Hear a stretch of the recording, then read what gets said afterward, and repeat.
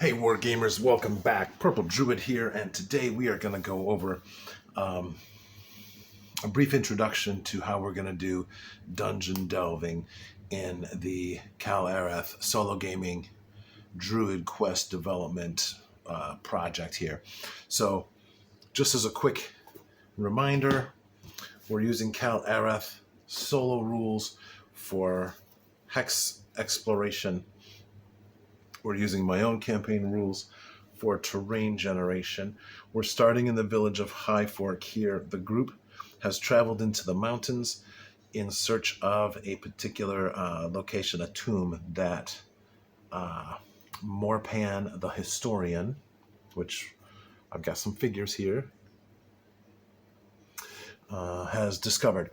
And so what has happened is that we did a hex crawl where we explored all of this terrain between the starting location and the location of the dungeon itself, which is here in this hex. This is a 5-mile hex. These are 1-mile hexes. These are 0.2-mile hexes. And so we're using the Judges Guild campaign hexagon system to determine the contents of the small hexes based on the format of the larger hexes. And once we have reached the dungeon, we're going to start here. This time we're going to use Dungeon the board game. And we are going to use the Kal-Arath characters. And as I mentioned, here we have Brundax the Mystic. We have a figure for him as well. And in the dungeon game, every type of character, every character class has a color classification. So when they're fighting monsters,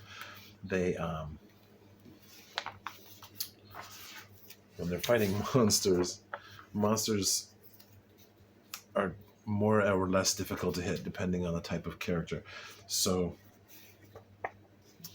Brundax the Mystic, his color is green, so he'll need to roll a 6 or higher on 2d6 in order to wound the monster, to take out the monster.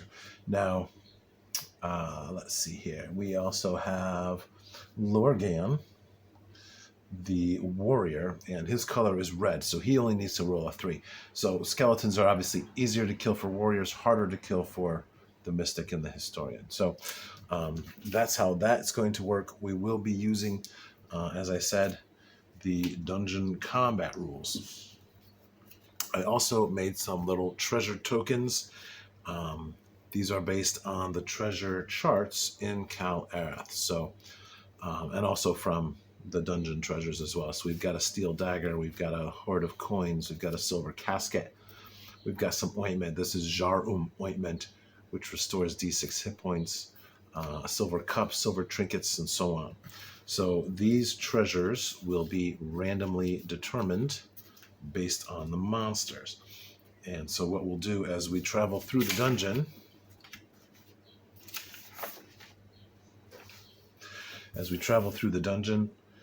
the party will make their way along, and so they'll say they listen at the door. We will we'll roll to see if there is a monster inside. If there is, we'll draw a card. When they enter, we'll flip the card over, and then we'll go ahead and do the battle. So here we have some hobgoblins. We'll roll a d6 to see how many there are. There are 6 of them.